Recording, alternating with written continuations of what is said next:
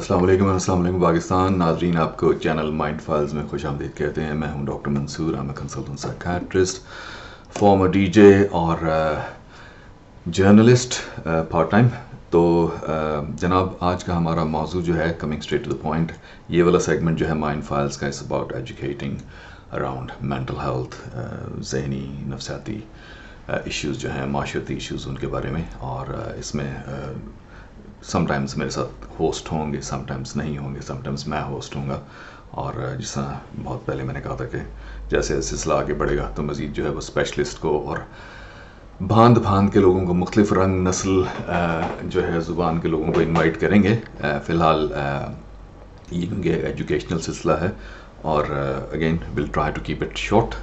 बहुत ज़्यादा आपको ओवरलोड नहीं करना 1-2 घंटे के लेक्चर से। तो हमारा आज का टॉपिक जो है वो है एंग्जाइटी के बारे में। एंग्जाइटी आपने सुना होगा जनाब, लफ्ज़ जो है अंग्रेज़ी ज़ुबान का लफ्ज़ है और सिंपल अंग्रेज़ी का हिस्सा है। जिससे मैंने डिप्रेशन में कहा था ना कि डिप्रेशन एक नॉर्मल अंग्रेज़ी ज़ुबान का हिस्सा है, कि I was depressed the other day, something bad happened और something really bad happened, so I wasn't feeling well, I was depressed. वो डिफरेंट होता है जो इलनेस या डिसऑर्डर डिप्रेशन जो है उससे। इसी तरह एंग्जाइटी जो है, इसके ऊपर अगर अब मैं आपको एक मुख्तसर सा, जिसमें पहले मैंने बताया था कि क्या चीज़ें डिप्रेशन नहीं होती, और फिर बाद में बताया था कि क्या चीज़ें जो हैं वो डिप्रेशन होती हैं। तो इसी तरह एंग्जाइटी जो है एक नॉर्मल फिनोमेना है, और इससे पहले कि मैं एंग्शियस हो जाऊं, मेरा जो है वो रिलैक्स होना बहुत ज़रूरी है, तो ताकि आपको फिर अच्छी तरह से सैर हासिल तरीके से बताया जा सके कि भाई एंग्जाइटी क्या है और इसका क्या रोल होता है। तो जो एक नॉर्मल लेवल या अमाउंट ऑफ एंग्जाइटी है वो हमें डे टू डे फंक्शनिंग में बहुत ज़रूरी है। ये कुछ साल पहले यूके में एक रेडियो स्टेशन पे हमारे एक बड़े अच्छे वो एमपी भी हैं और जीपी डॉक्टर भी हैं, उन्होंने भी इस सिलसिले में, वो इंग्लिश में था, तो उसको मैं अपनी वेबसाइट पे या चैनल पे कभी अगर मुझे उसकी रिकॉर्डिंग मिली तो अपलोड करूँगा, but that's all in English. तो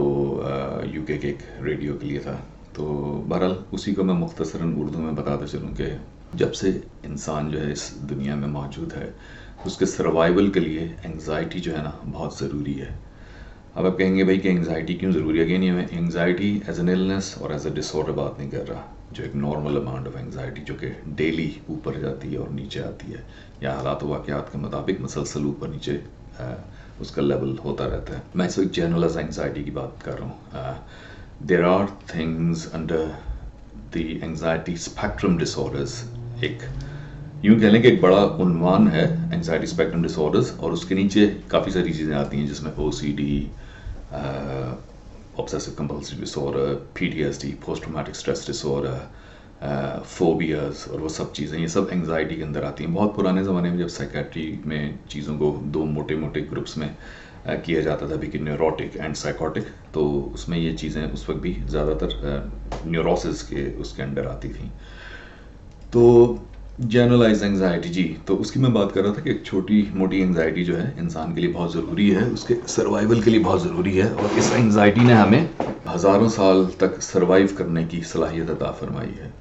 मिसाल उसकी ये है कि जब हम लोग क्लेम करते हैं कि भाई गारों वारों में रहते थे, या बहुत छोटे छोटे ट्राइब्स में, या बाकी तो ज़ाहिर है उनको केवमैन वो लोग जो है वो हिस्टोरियंस या एंथ्रोपोलॉजिस्ट या दूसरे लोग कहते हैं, लेकिन चलें जंगलात में या छोटी छोटी बस्तियों में या बहुत बड़ी बड़ी आबादियाँ या शहर नहीं थे, तो ऑब्वियसली जंगली हयात और हंटिंग जो है वो हम बेसिकली करते थे, क्योंकि ज़रात तो सिर्फ मेरा हमें तकरीबन 10 से 1000 साल पहले शुरू हुई ना, उससे पहले तो ज़रात का तस्वुर नहीं था। और अकॉर्डिंग टू द हिस्टोरियंस तो उससे पहले इंसान हंटिंग वंटिंग करता था, और 3 कोर्स मील्स हर रोज़ डेली अवेलेबल नहीं हुआ करते थे, इसलिए फास्टिंग में से एक अच्छी चीज़ है। तो जनाब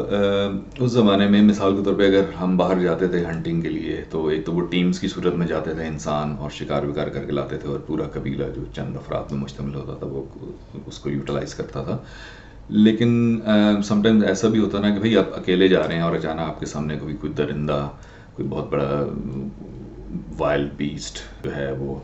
कोई खूनखार किस्म के कोई जानवर आपके सामने आ गया है, तो वहाँ पे वो जो एंग्जाइटी किक इन करती थी, कि वो जिसको कहते हैं ना अंग्रेज़ी में फाइट एंड फ्लाइट, कि आइदर यू स्टे देयर, और मतलब अगर आपके पास हथियार है कोई मुनासिब, या आप समझते हैं कि फिज़िकली आप इतने स्ट्रॉन्ग हैं, तो भाई उससे जानवर से, दरिंदे से आप फाइट करते थे, या फिर आप जान बचाने के लिए सरपट भाग लेते थे और नॉर्मल से ज़्यादा स्पीड में भागते थे। क्यों? क्योंकि एड्रेनलिन किक आउट वो हो रही होती थी बॉडी के अंदर मुसलसल। तो वो जो फ्लाइट एंड फाइट वाला मोड था वो बड़ा ज़रूरी था इंसान के सर्वाइवल के लिए। इसी तरह इंसानी जो इन्फेंट है,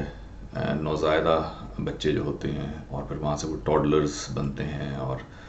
वो शीर ख्वारी से लेके और बॉयहुड तक, लड़कपन तक मुख्तलिफ किस्म की एंग्जाइटीज़ और फोबियाज़ होते हैं उनमें। कभी लाउड नॉइज़ का खौफ होता है, स्ट्रेंजर्स की एंग्जाइटी होती है, तो ये बहुत ज़रूरी है। हाइट्स का फोबिया होता है बाज़ लोगों को, बल्कि अक्सर सारे कोई भी बहुत एक जनरली छोटी उम्र में तो ख़ास तौर पे बहुत बुलंद हाइट पे, जैसा हम लोग, मैंने कहा कि केव्स में अगर रहते थे पुराने ज़माने के इंसान, तो वहाँ से अब सारे ही अगर छलांगे वलांगे मार के मतलब ज़ाहिर गुजर जाते, तो फिर इंसानी नस्ल तो आगे नहीं चल सकती थी ना।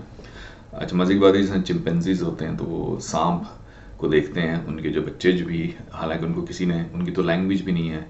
और वो सब शोर मचा देते हैं, तो सांप का खौफ जो है, जो डर जो है, ये एंग्जाइटी अराउंड दैट, ये भी इनहेरिटेड होती है अक्सर स्पीशीज़ में। कहने का मतलब ये कि कोई भी ऐसी चीज़ जो आपके सर्वाइवल के लिए अच्छी नहीं है, उसके गिर्द एंग्जाइटी का होना बहुत ज़रूरी था इंसानी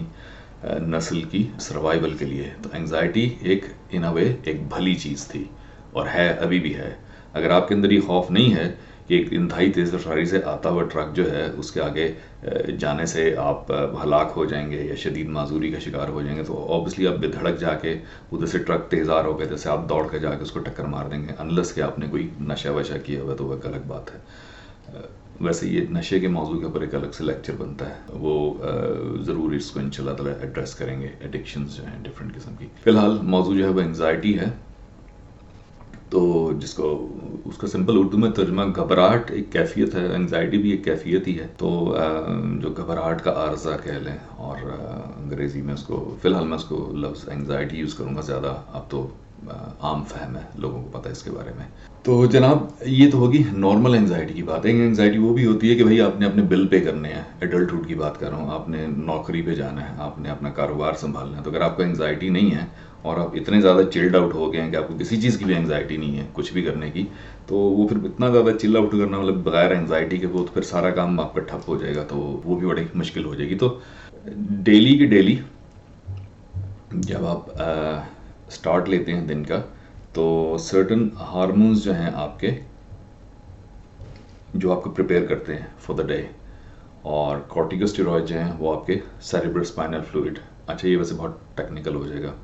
सिंपल ये कि आपके जिस्म में सर्टन जो हार्मोन्स हैं वो ऊपर जाना शुरू होते हैं, और by the end of the evening, जब आप एंड ऑफ द डे काम ख़त्म करके या शाम को, फिर जब आप रिलैक्स करते हैं और नींद पूरी करते हैं, तो यूँ समझ लें कि एक खुशी वाले हार्मोन हैं, या एंडोर्फिन्स उनको कहते हैं, और एक जो है वो स्ट्रेस रिलेटेड हार्मोन है कॉर्टिकोस्टेरॉइड्स। तो ये डेली बेसिस पे ऊपर नीचे जो है वो होते हैं, और आपको हर रोज़ फिर आपको प्रिपेयर करते हैं नेक्स्ट डे रिलैक्स करके कि दोबारा से वो हिस्सा से ऊपर जाते हैं। तो ये डेली बेसिस पे होता है। प्रॉब्लम तब होती है कि जब एंग्जाइटी, अगेन जैसा डिप्रेशन का मैंने कहा था, कि एक बीमारी की सूरत में ज़ाहिर हों इसकी अलामात, और जब वो बीमारी की सूरत में इसकी अलामात ज़ाहिर होती हैं तो वो आपकी फंक्शनैलिटी को मुतासर करती है। मसलन आपने किसी स्टूडेंट ने एग्ज़ाम के लिए तैयारी करनी है, और एग्ज़ाम में भी 2 माह है, 1 माह है, 3 माह जो भी है, और अभी जो है वो उसको इतनी शदीद एंग्जाइटी है कि वो सारा टाइम जो है ही और she spends preparing for the preparations, यानी वो एग्ज़ाम की तैयारियों में इतना टाइम लगा देगा या लगा देगी कि उसका जो असल मकसद जो है कि भाई नियर टू द एग्ज़ाम उसको तैयार होना चाहिए, वो कहीं बीच में फौत हो जाएगा, और वो सारा टाइम जो है वो सोचने में ही लग जाएगा, और वो एंक्शस जो थॉट्स होंगी उसके अराउंड। और एक किसी ज़माने में एक्सपेरिमेंट भी किया गया था, बाद लोग अब उसको एज अ टेस्ट भी यूज़ करते हैं, कि जो लोग डिप्रेस्ड या एंक्शियस माइंड्स के होते हैं, अच्छा sometimes depression and anxiety go hand in hand, ये दोनों साथ साथ भी हो सकते हैं, अक्सर होते भी हैं कि अगर एक ज़्यादा है, किसी को मेजर डिप्रेसिव डिसऑर्डर है या मॉडरेट सीवियर या सीवियर क्लिनिकल डिप्रेशन है, तो उसको कुछ ना कुछ एंग्जाइटी होगी, एंड वाइस वर्सा, बहुत ज़्यादा एंक्शियस बंदा इवेंचुअली डिप्रेस भी हो सकता है। तो कमिंग बैक टू दैट, वो जो टेस्ट की बात कर रहा हूँ और एक्सपेरिमेंट जो किया गया कि भाई کچھ فیسز جیسا ہوتے ہیں نا، اسمائلی فیسز، اور کوئی ہنس رہا ہے، کوئی رونے والا، کوئی اداس، کوئی غصے میں، تو وہ شکلیں جو ہیں، اشکال، وہ دکھائی گئی لوگوں کو آن دا اسکرین. تو مزے کی بات یہ کہ جو لوگ اینکشیس تھے یا جن کی موڈ جو ہے وہ لو تھے، ان کو زیادہ تر جو نیگیٹو ایکسپریشن تھے ان پہ زیادہ ان کی توجہ مرکوز تھی کہ بھائی کوئی رو رہا ہے، کوئی تکلیف میں ہے یا درد میں نظر آ رہا ہے، پین میں، اور کوئی غصے میں ہے، تو ان کو وہ زیادہ یاد تھا رادر دن کے جو اسمائلی فیسز تھے، یا ہنستے ہوئے یا کھلکھلاتے ہوئے یا فرد جذبات سے، مطلب جو بہت زیادہ تمتماتے ہوئے چہرے. تو